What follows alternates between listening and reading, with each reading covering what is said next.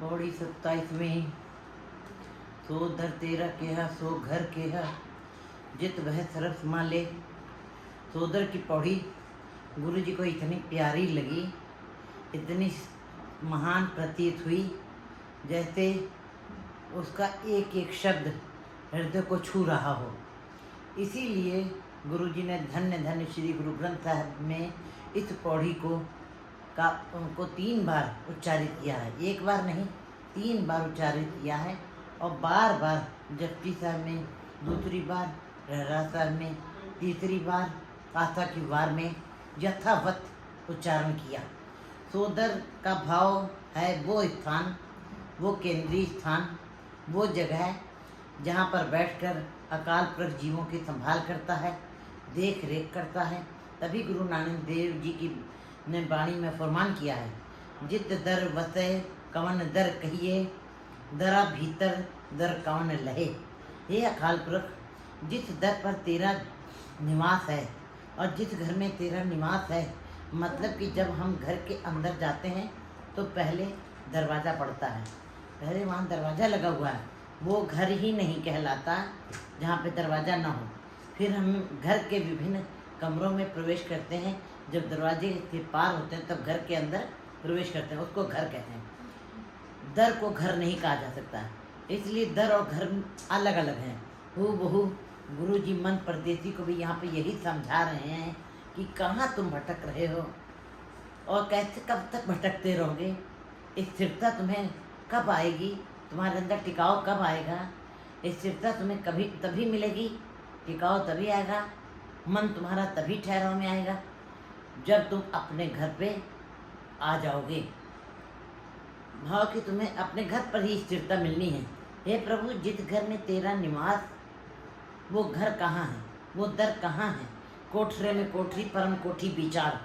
इसी तरह गुरु जी बता रहे हैं कि वह परमात्मा दरवाजे के अंदर दरवाज़ा और उसके अंदर दरवाज़ा और फिर कितने दरवाजे, एक गुप्त दरवाज़ा, बहुत गुप्त छुपा हुआ अंदरूनी दरवाज़ा है। इस तक कौन पहुँचा है। गुरु जी कहते हैं कि जिस दर को ढूंढते ढूंढते मैं उदासीन हो गया हूँ, मैं उपराम हो गया हूँ।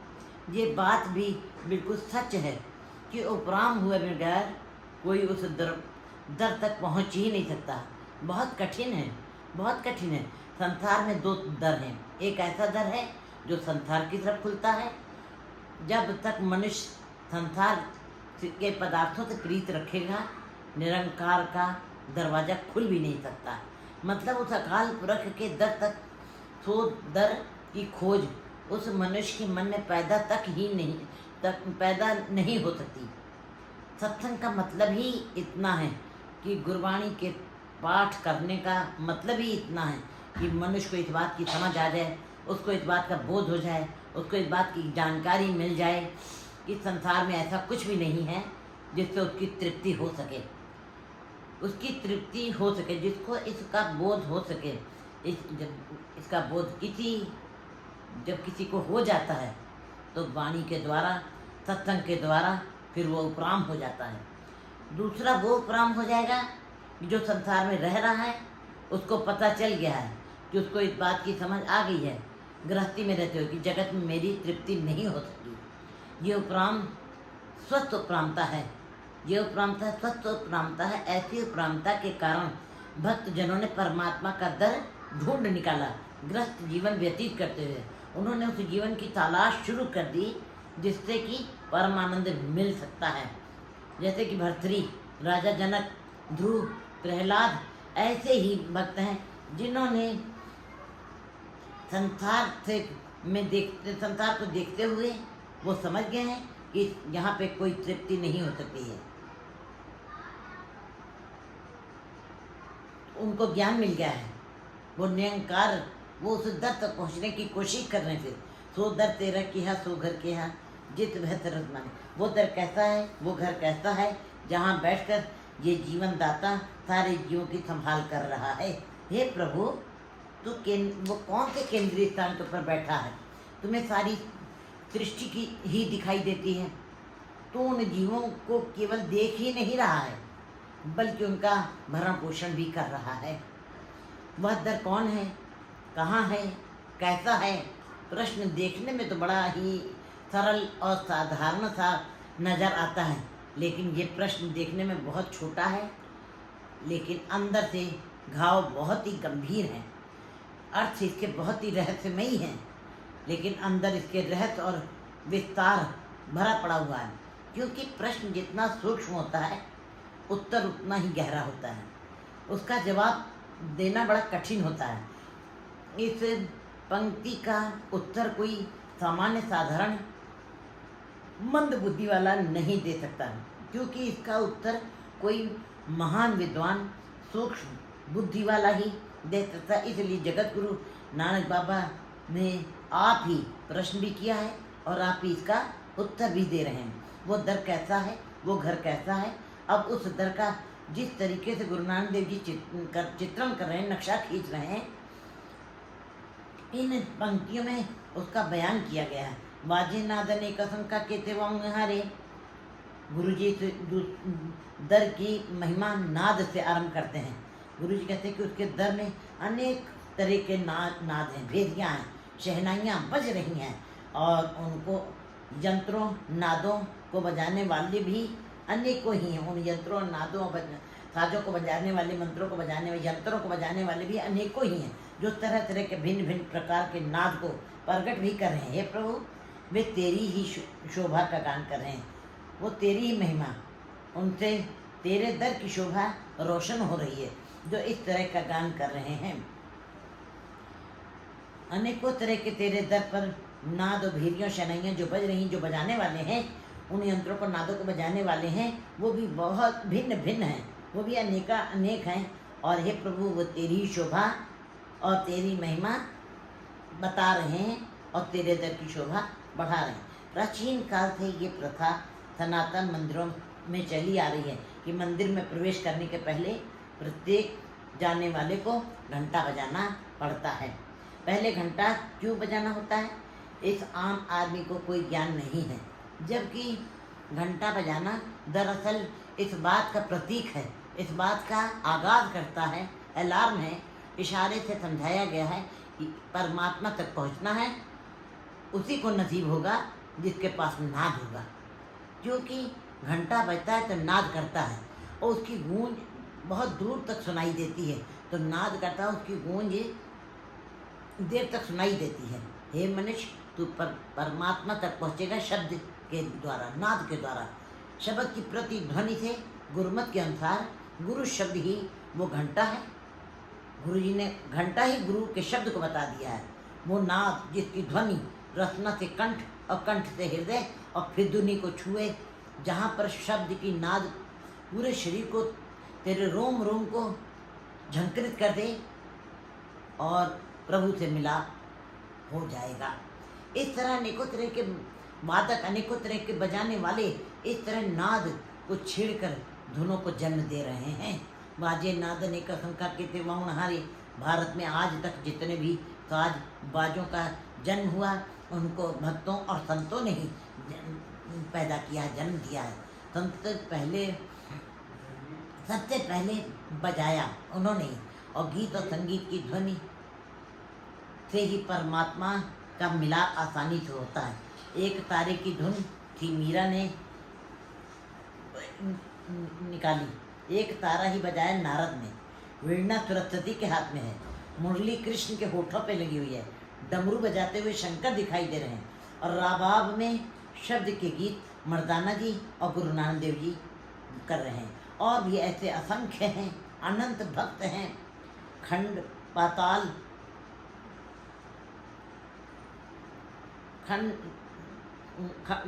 खड़ग हैं, ताले हैं, मृदंग हैं, ढोलक हैं, जो बजा बजा करके तेरी ही शोभा का गान कर रहे हैं। सितार बज रही है। इस प्रकार तमाम साजों के जन्मदाता भक्त लोग हैं, संत लोग हैं, असंख्य, जो गिनती भी नहीं की जा सकती। इतने बाजे, इतनी ही उनकी धुनें, जिनकी गणना करना कठिन है। जब धुनों की कोई गिनती नहीं, तो बजाने वालों की भी कोई गिनती करना बड़ा ही मुश्किल है, बहुत मुश्किल है। इन साजों को बजाने वाले भी महान हैं। हे प्रभु, वो तेरे दर की महिमा का गान कर रहे हैं। कितने राग पई सो कहिए कितने गवन हारे। गुरु ग्रंथ साहब 1430 अंक पर राग माला का विवरण दिया गया है। कुल राग 48 हैं।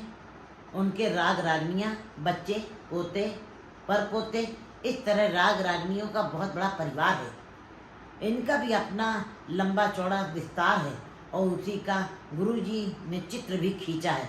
अनेकों राग हैं परिवारों सहित, और इन रागों के परिवार कितना है, क्या है, सब वाणी में गुरुजी ने अंकित कर दिया है रागमाला में। गुरु ग्रंथ साहब में पहला महान सिरमौर राग भैरव है। भारत में तरह तरह के संगीत, उत्तर भारत के संगीत हैं, इनके गायन और साजों का गायन में भी अंतर है। उत्तरी भारत का संगीत और पूर्वी भारत का संगीत, ये दोनों साजों में और इनको गाने में दोनों में अंतर है। दक्षिण भारत में श्री राग को सबसे बड़ा राग माना गया है, मगर राग माला में प्रथम राग सिरमौर भैरव राग को बताया है। ये दोनों तरह के संगीत गुरु ग्रंथ साहब में बखूबी दिखाई देते हैं। हम देखते हैं कि अनंत गौड़ी पूर्वी 5 हैं। ये पूर्वी की गौड़ी मानी गई है, जो उत्तर भारत में, पूरब भारत में गायन किए जाते हैं।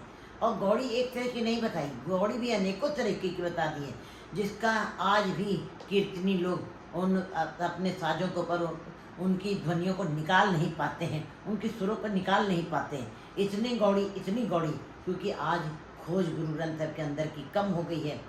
इस तरह गुरु नानक देव जी बयान कर रहे हैं कि गुरु ग्रंथ साहब रामकली दक्षिणी महल्ला पहला, ये जो रामकली राग है ये दक्षिण में गायन किया जाता है। इस तरह गुरु जी फरमान कर रहे हैं कि वो प्रभु अनंत है, जो तेरी ही महिमा को रागों ने के परिवारों से और उन रागों को गायन करने वाले भी ऐसे गायन कर रहे हैं। प्रथम राग भैरव करही, पंचरागनी संग उचरही, ये 5 रागनियाँ भैरव राग की रागनियाँ हैं। फिर आगे ये इनके पुत्र हैं, पौत्र हैं, पड़पौत्र हैं। इस तरीके से भैरव का अपना बहुत बड़ा परिवार होकर गुरु ग्रंथ साहब जी महाराज की रागमाला है। 18 है 10 20, इस तरह राग रागनियाँ की संख्या कुल 48 बनी है। 18 10 20 कुल 48, जो भैरव का बहुत बड़ा परिवार है। इस तरह आगे रागों की अपने अपने परिवार, तो गुरु जी आगे कहते हैं कितने राग पई तो कहिए, कितने राग परिवार सहित कहे जाते हैं। और क्योंकि ये विस्तार क्रमशः चला आ रहा है, एक राग से कई रागनियों का जन्म और उन रागनियों से अनेकों रागों का जन्म, फिर वो आगे राग रागनियों को जन्म देते हैं। इस तरह रागों का स्थानक अपना परिवर्तन होता ही रहता, परिवार है यथावत अपना, इनका बहुत लंबा चौड़ा परिवार है। कितने राग पई तो कहीं कितने गाउन हारे।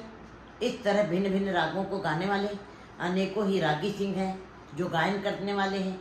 इस तरह गुरु नानक देव जी कहते हैं कि हे प्रभु, ये रागी सिंह भी तेरे दर पर बैठ करके तेरी ही शोभा का गान कर रहे हैं, रागों द्वारा गान कर रहे हैं। गावे तुनो कौन पानी वह संतर, गावे राजा तन द्वारे। अगर हम अपने अंदर ये विचार करें कि ये पानी, ये हवा, ये आग, उस परमात्मा की वंदना स्तुति किस प्रकार कर रहे हैं, जैसे कि जीव प्रभु की महिमा का गुणगान करता है, तो वो उसकी सिफत सलाह इसलिए करता है कि हमारा हृदय उस स्थान तक पहुंच सके जहाँ की परमात्मा की रज़ा, उसकी मर्जी अच्छी लगे। वो जो कुछ भी अपने भाने में करे हमको अच्छा लगे, तब तक उसका किया मीठा लगने लगता है।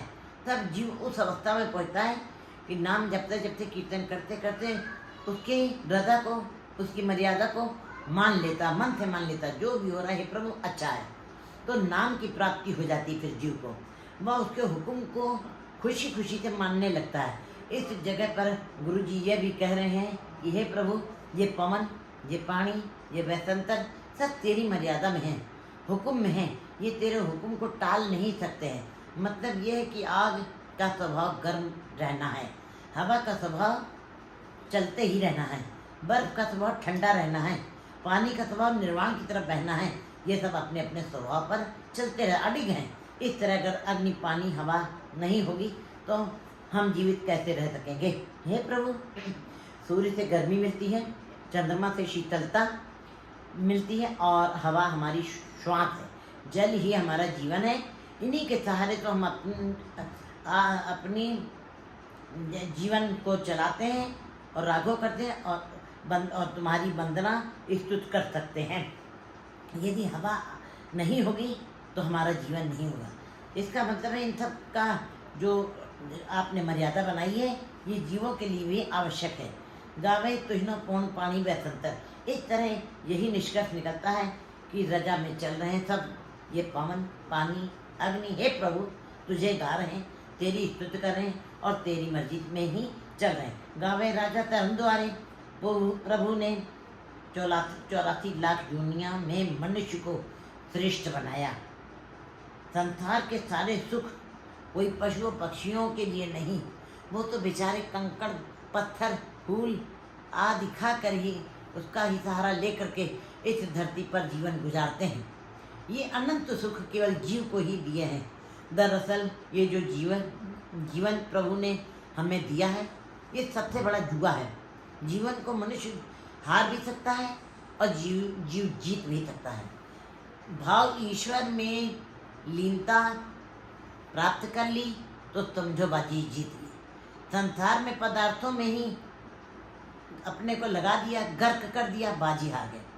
पर हम भी जीवन में अपने आंखों के सामने देख रहे हैं कि कोई हजारों में से एक आधी बाजी जीत कर जा रहा है, शेष दुनिया हार रही है। पौराणिक ग्रंथों में धर्मराज की चर्चा बहुत मिलती है और हम भी अपने बुजुर्गों से ये बात को सुनते चले आ रहे हैं कि जीवों के शुभ और अशुभ कर्मों का लेखा धर्मराज द्वारा किया जाता है। वही जीवों के कर्मों का न्याय करता है, इंसाफ करता है। मौत के पश्चात जब जीव धर्मराज की कचहरी में पेश किए जाते हैं तब धर्मराज इस बात का विचार करता है कि कौन सा जीव नरक जाएगा और कौन सा जीव स्वर्ग का अधिकारी बनेगा। गुरु नानक देव जी कहते हैं कि ऐसा जो महान धर्मराज है वह भी तुम्हारी मर्जी में है, वो भी तुम्हारी रजा में है, वह भी तुम्हारी ही स्तुति कर रहा है। नाम त्याहिन था जना जन्म पदार्थ जीत, नानक धर्म ऐसे चवहे की तो पवन पुनीत। ये जो धर्मराज है जिसको प्रभु दर से ये हक प्राप्त है कि वो जीवों का लिखता है और वो भी प्रभु के आगे झुक करके ये कहता है। जब कोई संत या भगत अपना शरीर त्याग कर प्रभु के मंडल में ब्रह्मांड में लीन हो जाता है तो मोक्ष गति को प्राप्त होता है। तब धर्मराज के मुख से यही निकलता है कि हे संतजन, तेरे आने से मेरे हृदय रूपी घर भी पवित्र हो गया है, मेरी जगह भी पवित्र हो गई है, स्वच्छ हो गई है। तू जन्म और जीवन की बाजी जीत के आ रहा है। उस समय धर्मराज के मुख से भी ये वाणी निकल जाती है। गावे चित्रगुप्त लिख जाना है, जो काम शरीर द्वारा अच्छे बुरे वह बाहर से हमें दिखाई देते हैं, इसलिए ऐसे कर्मों को इंसाफ, ऐसे कर्मों का निर्णय प्रगट चित्त करता है। जो काम बाहर से जो शरीर करता है, जो हमें बाहर से दिखाई देते हैं अच्छे या बुरे, उनका इंसाफ वो तो प्रगट दिखाते हैं, उसको प्रगट चित्त कहते हैं। जैसे कि हम बाहर से चोरी लूट पाट करते हैं, बैंक लूटने या भ्रष्टाचारी वाले बुरे कर्म करते हैं, तो इन बुरे कर्मों के बदले में हमें जेल जाना पड़ता है, दंड भोगना पड़ता है और समाज में बेइज्जती भी होने का डर रहता है। लेकिन इस शरीर के अंदर चित्रगुप्त है जो हमारी इन आँखों से दिखाई नहीं देता है और इन आँखों से उसको देखना बड़ा ही कठिन है। चित्रगुप्त को उस परमात्मा ने प्रत्येक के अंदर बैठा दिया, हर जीव के अंदर बैठा दिया है। जैसे जैसे मनुष्य कर्म करता है, मानसिक कर्म, शारीरिक कर्म, जैसे वैसे वैसे उसके अंदर संस्कार बनते हैं और ये संस्कार चित्रगुप्त लिखता है। जैसे कि कोई भाई या पिता या पति या मित्र से छुपा करके धन दौलत का को रख भी लेता है, लेकिन ये बुरा कर्म छल कपट द्वारा संचय किया हुआ धन चाहे किसी अन्य को पता न चले, परंतु चित्रगुप्त इसको भी समझ लेता है। हमारे अंदर के सारे विचारों को जो हम अपने माँ बाप बहन भाई सबसे, पड़ोसियों से, सबसे, समाज से छुपा के भी रखते जिन विचारों को, उन विचारों को भी वो चित्रगुप्त पढ़ लेता है। संस्कार तुम्हारे अंदर वैसे ही फिर बनते जाते हैं, अच्छे या बुरे, जैसे भी आप कर्म कर रहे हैं वैसे ही संस्कार हमारे अंदर बनते जाते हैं। गुरु जी बता रहे लिख लिख धर्म विचारे। अब ये सवाल उठता है कि वो चित्रगुप्त जिन लेखों का धर्म द्वारा विचार किया जाता है, वह गुप्त लेखा जो चित्रगुप्त लिखता है जीवों का, अकाल पुरख वो चित्रगुप्त भी तेरा ही गीत गा रहा है, तेरी ही स्तुति कर रहा है, तेरी ही अर्चना वंदना कर रहा है। गुरु जी फरमान कर रहे हैं, गावे ईसा वर्मा देवी सोन तदा सवारी। हे प्रभु, तुमको ये महान देवते गण भी गा रहे हैं, तेरी ही आगे नमस्कार कर रहे हैं, तेरी ही स्तुति कर रहे हैं और तेरी अर्चना वंदना व समाधि लगा करके भी कर रहे हैं, जहाँ पर तेरे नाम के अलावा और कोई विचार ही नहीं रह जाता है। गावन साध विचारे, साधुजन जिन्होंने तेरी स्तुति करते करते अपने को साध लिया है, उनकी स्तुति करने का ढंग है विचार। धर्म ग्रंथों का अध्ययन, पढ़ना, मनन करना, सोचना और उस विचार को अपने जीवन की शैली में अपनाना, धारण कर लेना। परिपूर्ण परमात्मा तेरे साधुजन, तेरे भक्तजन इस तरह से भी तेरा गान कर रहे हैं। गावे सिद्ध समाधि अंदर गावन साध विचारे, समाधि का भाव होता है स्थिर हो जाना, उच्च अवस्था, सहज अवस्था। धर्म ग्रंथों में समाधि शब्द की चर्चा बहुत बार की गई है, अनेकों बार आई है। इसका भाव यही है कि जिसकी जिंदगी में कोई समस्या नहीं रह गई वो समाधित हो जाता है। समस्याओं का जन्म ही संसार है, समस्याओं का खत्म हो जाना ही समाधि कहलाता है। समस्या का मतलब संसार, इसका दूसरा नाम है संसार में संसार में जीने वाला समस्यात्मक होता है, उसके जीवन में समस्याएं खड़ी होती हैं। और समाधि में जीने वाला निरंकार में लीन हो जाता है। ऐसे मनुष्यों को धार्मिक मनुष्य कहा जाता है, क्योंकि समस्या कोई एक थोड़ी ही है। एक समस्या का हल निकाले, अनेकों समस्याएं और सामने खड़ी हुई हैं, अनेकों समस्याएं जन्म ले लेती हैं। सामाजिक तल पर आर्थिक, राजनीतिक, सामाजिक अनेक तरह की समस्याएं हमको दिखाई देती हैं। धर्म और अधर्म की यही पहचान है कि हर वक्त कोई समस्या बनी हुई है तो ऐसा मनुष्य संसारी कहलाएगा। समस्या बनी हुई है, समस्या में जी रहा है, उसी में फंसा हुआ है जो, तो कहते हैं ये मनुष्य संसारी है। जो मनुष्य सचेत है, सावधान है, ऐसा मनुष्य धार्मिक है, समाधि में जा रहा है। संसार के धार्मिक इतिहास में हम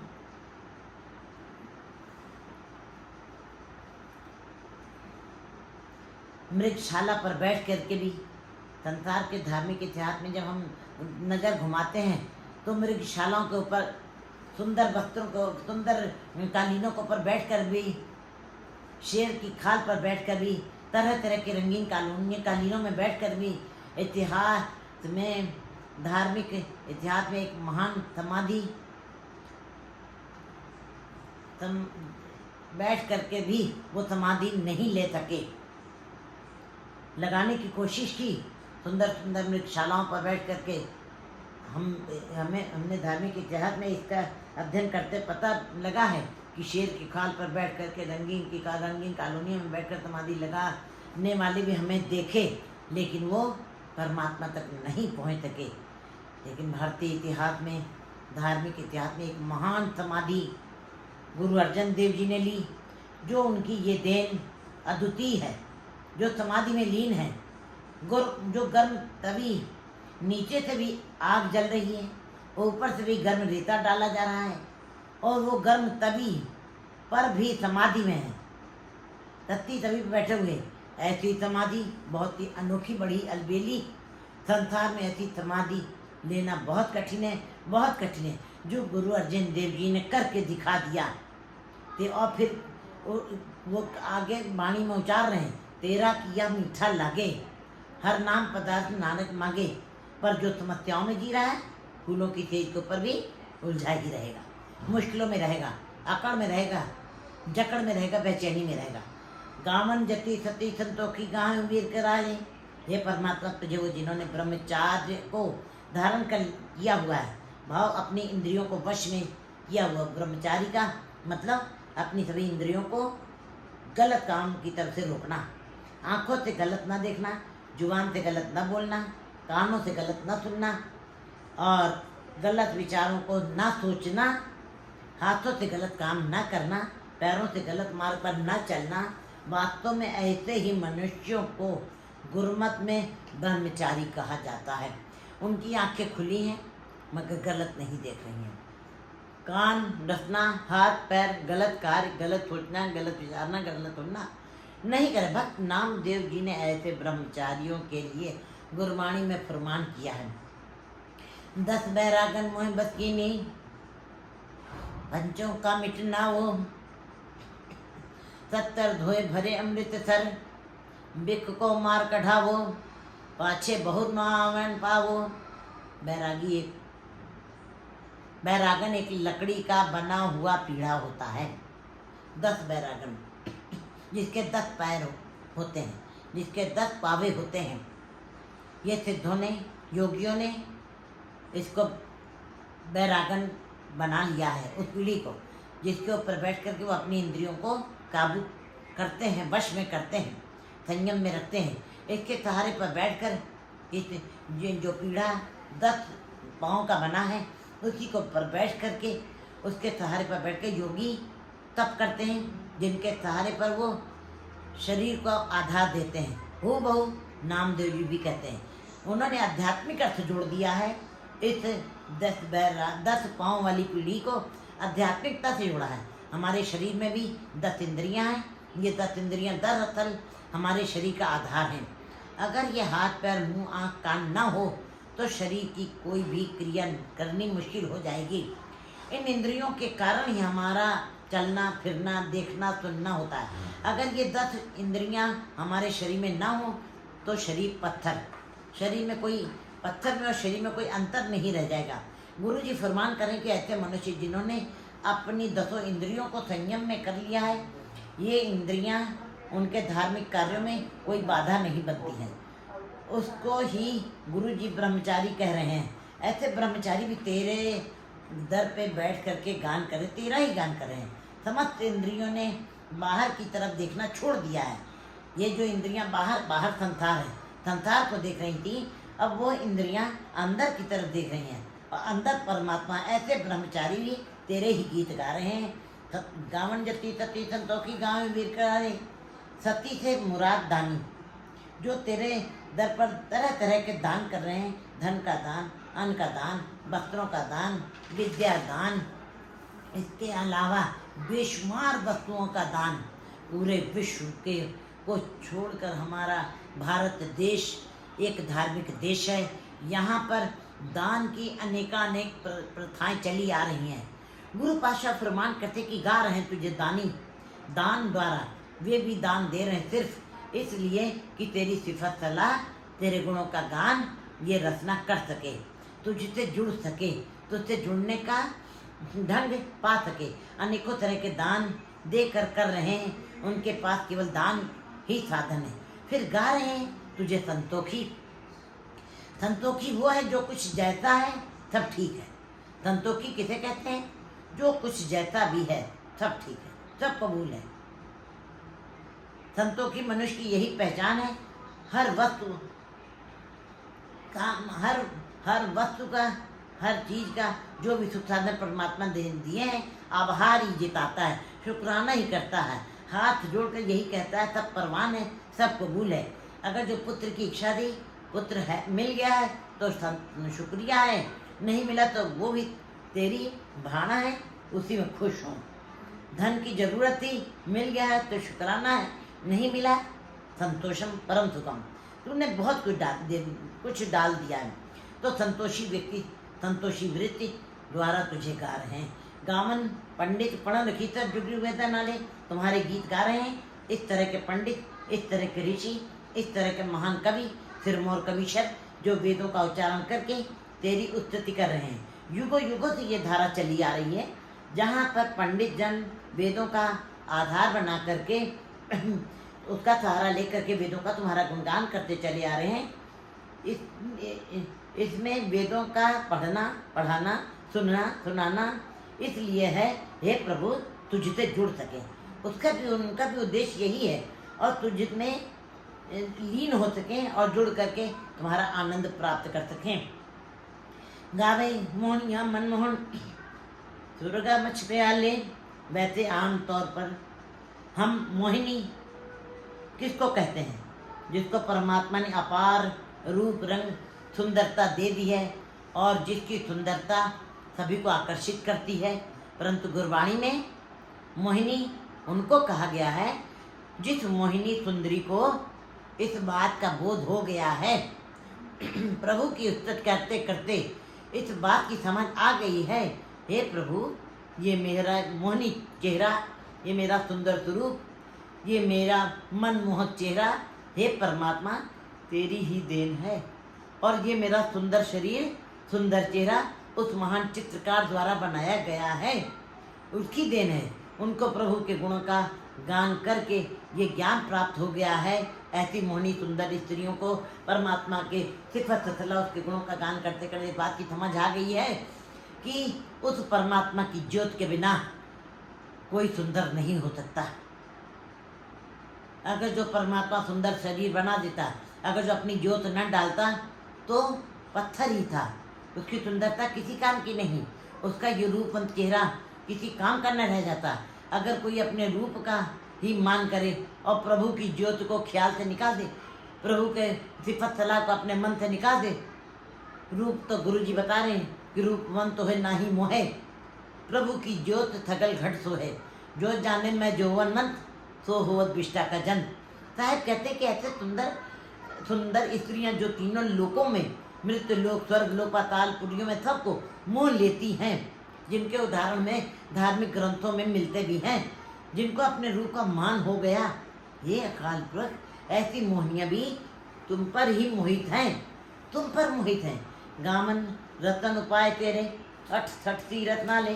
भारत देश भी सनातन धर्म के अनुसार 68 तीर्थ का स्थान माना गया है। यहाँ पे 68 तीर्थ माने गए हैं। तीर्थ का भाव वो तट जहाँ से मनुष्य नदी पार करते हैं, दरिया को पार करते हैं, परंतु सारे तटों का को महान नहीं कहा जा सकता। गुरु जी ने बात बता दी है, सारे तटों को महान नहीं कहा जाता। वो तीर्थ ही बड़ा होगा, वो तट ही महान होगा, वो किनारा ही महान होगा जहाँ पर बैठ करके परमात्मा को याद किया जाए। कबीर जी कहते हैं कि तीर्थों का जन्मदाता भक्त हैं, तीर्थों के जन्मदाता ही भक्त जन है, संत जन है। और संत जन का कहीं जन्म हो तो वो जन्म स्थान ही तीर्थ बन जाता है। संत कहीं बैठ करके, किसी स्थान पर बैठ करके पूजा पाठ समाधि लीन हो जाए, वो स्थान तीर्थ कहलाता है। लेकिन किसी तीर्थ के अंदर ये ताकत नहीं कि वो संत वो तीर्थ बना सके। जिस तरह की कहते हैं कि खून जिस तरह संत कहीं बैठ जाते हैं, जिस स्थान पर बैठ जाते हैं, संत कहीं अपनी शहीदी दे देते हैं, संत का कहीं खून गिर जाता है, वही स्थान तीर्थ योग्य हो जाता है। गुरु जी बता रहे हैं कि संत कहीं भी बैठ जाए कि और वहाँ पर बैठ करके वो अपनी शहीदी दे दे, वहाँ पे किसी संत का खून भी गिर जाए, वो स्थान तीर्थ कहलाएगा। किसी भी तीर्थ स्थान के अंदर इतनी शक्ति समर्था नहीं कि वो भक्त पैदा कर सके, बल्कि भक्त जन ही, संत जन ही तीर्थों को जन्म देते हैं। कबीर जी कहते को कबीर हम भया उदास, तीर्थ बड़ा कि हरि का दास। कबीर जी कहते कि मैं तो उदास हो गया हूँ कि हे प्रभु तीर्थ बड़ा है कि हरि का दास बड़ा है। कबीर जी कहते कि मुझको इस बात की समझ आ गई है, गुरबाणी का ज्ञान करते करते, तुम्हारे सिफत सलाह करते करते, तुम्हारे गुणों का गान करते करते इस बात की समझ आ गई है कि हरि का दास ही बड़ा है, तीर्थ नहीं। ये हरि के दासों की ही देन नहीं है, तीर्थ जो बने हैं, जो जपीश्वरों और तपीश्वरों के द्वारा ही बने हैं। हे परमात्मा, जपी तपी ये जो रतन है, ये जो 68 तीर्थ, ये जो तुम्हारे गीत गा रहे हैं भाव, इन जपीश्वर तपीश्वर और 68 तीर्थों के पर इनके साथ तुम्हारी स्तुति गान की जा रही है। ये भी तेरी स्तुति गान कर गावन गावे जोध महाबसूरा, गावे खानी चारे, गा रहे हैं तुझे योद्धा महाबली शूरवीर और चारों खानियाँ जिनसे कुछ पैदा होता है। ये 4 स्रोत हैं जहाँ से जीव पैदा होते हैं। ये ऐसी चारों खानियाँ भी ऐसे ही स्रोतों का उनको कहा जाता है जहाँ से ये सोना चांदी लोहा कोयला पैदा होता है। ये खान है, परंतु एक कहते हैं चारों खानियों से जीव जंतु कीड़े मकोड़े मनुष्य पैदा हो रहे, परंतु यहाँ पर जिन खानियों की बात कही गई है, अंडा जेरस सेतज उद्भुत, अंडों वाला स्रोत सबसे बड़ा है। इसमें जीव जंतु जल जंतु पैदा होते हैं, मछलियाँ कछुए अंडों से पैदा होते हैं। इसी तरह आकाश में उड़ने वाले सभी पक्षी अंडों से ही निकलते हैं। जितने भी कीड़े मकोड़े हैं उनका भी जन्म अंडों से ही होता है। ये खानी सबसे बड़ी है। फिर दूसरा स्रोत है जीरज, पेट से पैदा होने वाले चौपाई जानवर और मनुष्य पेट से पैदा होते हैं। त्वेतज पसीने से पैदा, त्वेतज माने पसीना, पसीने से पैदा होने वाले जीव चीचड़ जुएं जोक आदि। चौथा स्रोत उद्भुज, जो धरती में से ही स्वयं प्रस्फुटित हो जाते हैं। हे प्रभु, ये चारों खानियाँ भी तेरे ही गीत गा रही हैं, पर उनका गाने का ढंग ये चारों स्रोत हैं। गावे खंड मंडल मंडा कर कर रखे तेरे तारे। हे प्रभु, गा रहे हैं तुझे ये छोटे छोटे धरती के भाग, खंड मंडल ब्रह्मांड जो एक चक्र तुमने बनाया हुआ है, कर कर रखे तेरे तारे। हे परमात्मा, जो भी तू खंड मंडल ब्रह्मांड जो भी तूने अपना पसारा फैलाया है और स्वयं ही बनाकर उनको धारण भी कर रखा है।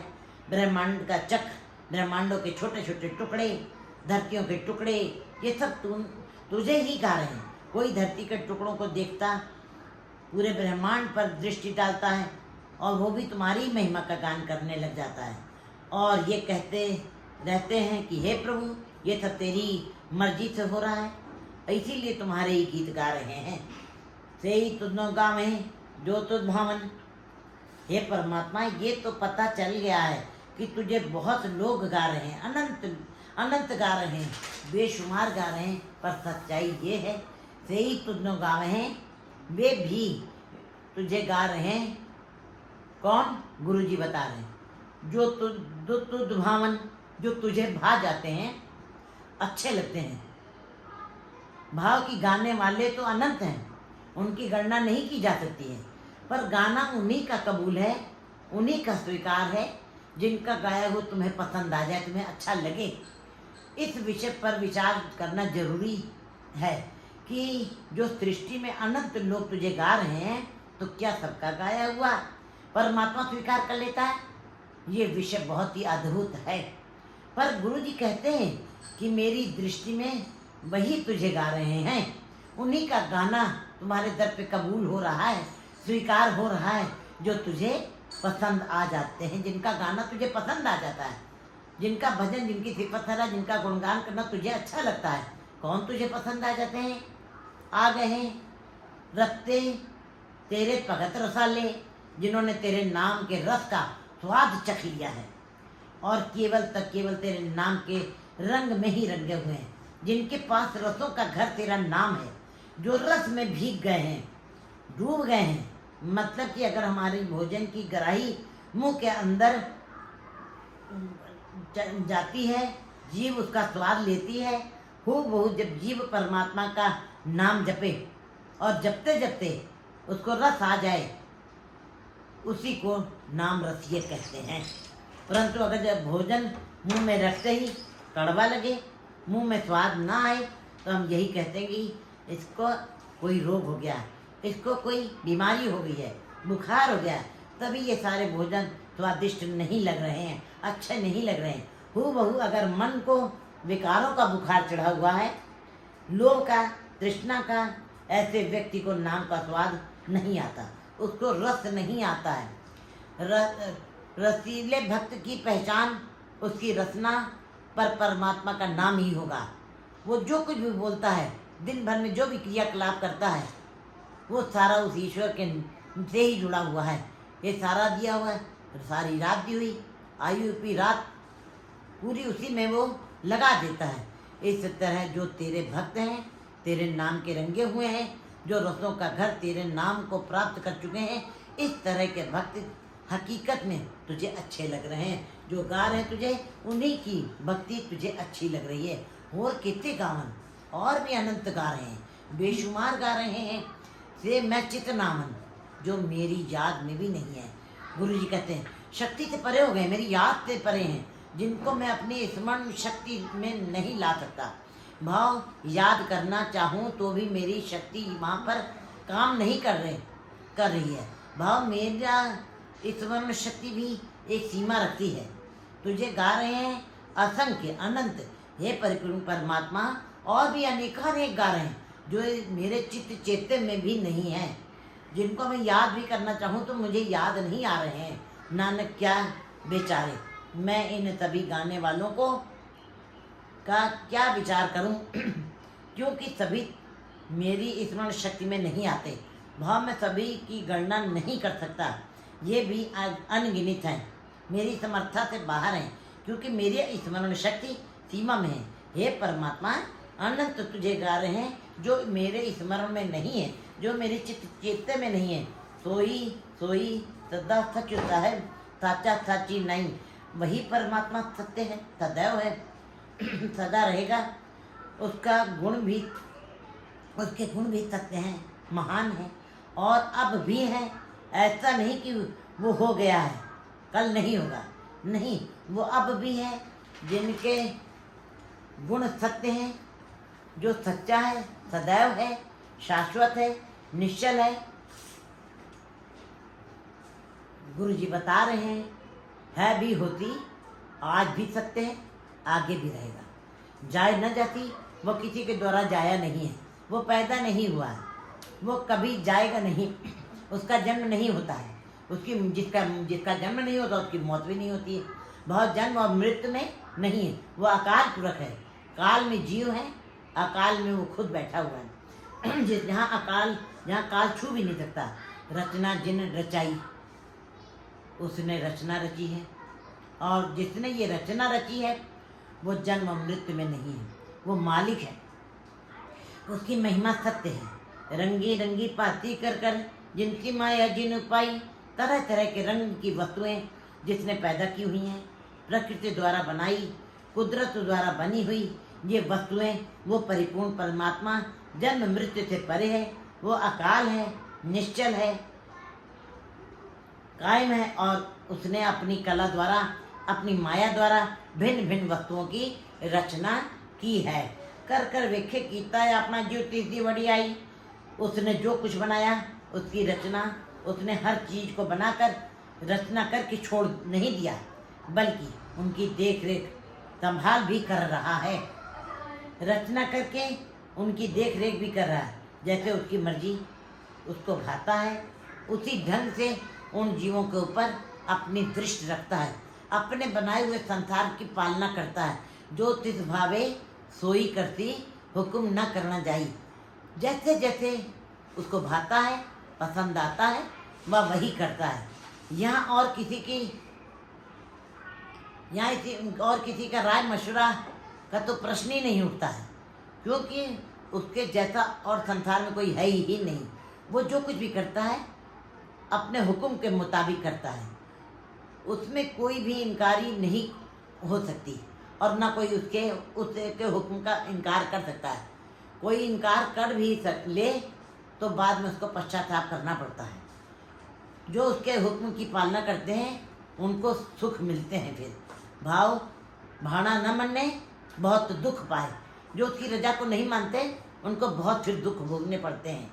कोई ये नहीं कह सकता हे प्रभु ये ना कर, ये कर, उस पर हुक्म नहीं चल सकता। केवल अरदास कर सकते हैं, प्रार्थना कर सकते हैं, बेनती कर सकते हैं और उसके साथ जुड़ सकते हैं। हुक्म करके उसको रोक नहीं सकते। तो पातशाह नानक रहन रजाई, वो पातशाहों का पातशाह है, बादशाहों का बादशाह है, वो महाराजाओं का महाराजा है। उनको पाने के लिए, उसकी एक झलक देखने के लिए संसार के जीवों के पास एक ही उपाय है, नानक रहन रजाई। बस एक ही साधन है उसको पा लेने का, उसकी बनाई हुई मर्यादा में चलते रहना, उसके हुक्म को फिर माथे पर मानना। इसके अलावा उसने जुड़ने का और कोई साधन नहीं है। हुक्म मनिए सुख पाइए। जो हुक्म की पालना करते हैं उनके जीवन में सुख ही सुख, आनंद ही आनंद, खिड़ा ही खिड़ा आ जाता। अंत में गुरु जी सोदर की ये पौड़ी कितना कुछ जगत को अपने अंदर संजोए रखे हैं। महाराज फरमान करते हैं कि अनंत रचना तेरी रची हुई है, तुझे गा ही रहे हैं, तुझे ही गा रहे हैं, तेरी ही अर्चना वंदना कर रहे हैं, तुम्हारी ही स्तुति कर रहे हैं। संगीत, गीत, नाद, परमात्मा गायन करने का फल तेरी ही प्राप्ति है और संपूर्ण प्रकृति मंडल तुझे ही गा रहा है। हे जीवो तुम भी उसी को गा। हे जीवो तुम सभी को भी उसकी ही रजा में चलना पड़ेगा, उसकी मर्यादा में चलना पड़ेगा, उसके सामने झुकना पड़ेगा, उसके हुक्म को मानना पड़ेगा और उसके हुक्म के आगे तुम्हारा हुक्म नहीं चल सकता। उसके हुक्म को पालना करते हुए तुमको आनंद मिलेगा। उसके मर्यादा में चलने के लिए भी तुम्हें प्रार्थना करनी पड़ेगी, उसके आगे अरदास ही करनी पड़ेगी। और हमारे इन जीवों के पास कोई चारा नहीं है, जनता के बस किछ ना है। वाहिगुरु जी का खालसा, वाहिगुरु जी की फतेह।